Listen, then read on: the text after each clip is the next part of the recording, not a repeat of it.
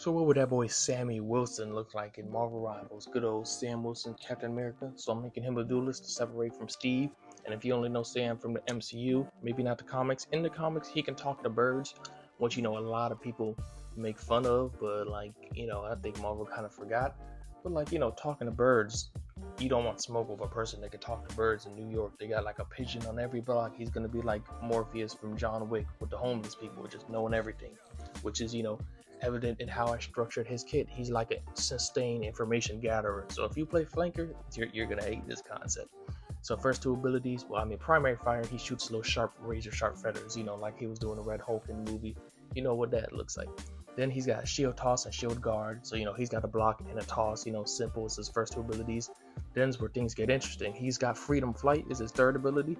So he flies in the air and he has two modes, which are sustained flight and shielded flight. So sustained flight, I made it so he has longer time in the air and he has longer range, longer field of view. So he's not perma flight, but this is like a long held flight, sustained, as the name implies. Then shielded is where he wraps his wings around himself and puts his shield in front of himself, and his field of view gets narrower, and he has a lot more enhanced speed than the other sustained flight with lower time to fly. This, whenever he runs into enemies, it gives them damage and knockback, so he can knock enemies off allies. This can act as an escape because obviously most of him is shielded, except for like his legs, since the shields and wings are wrapped around his front body. And then next he's got bird eyes, where he can set up two birds in a location, or two locations, which basically act as motion detectors. So when someone walks in the vicinity of one of these two birds of his two little eyes, they basically start screaming and that enemy just gets pinged and marked for his whole team to see.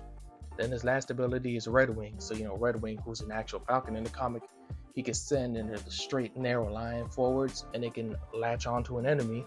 And when Red Wing does that, it flies around the enemy for the next 5 seconds. It pecks and claws them, which doesn't do that much damage. It's more of a pester, but mainly he marks that enemy for those 5 seconds for the whole team to see. So that enemy pretty much can't hide.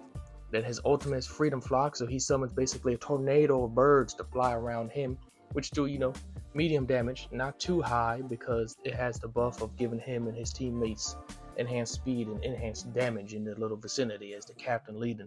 Then he's got to team up with Steve, where Steve gets a double jump when he uses his fearless leap, and then he gives Sam increased health for his shield.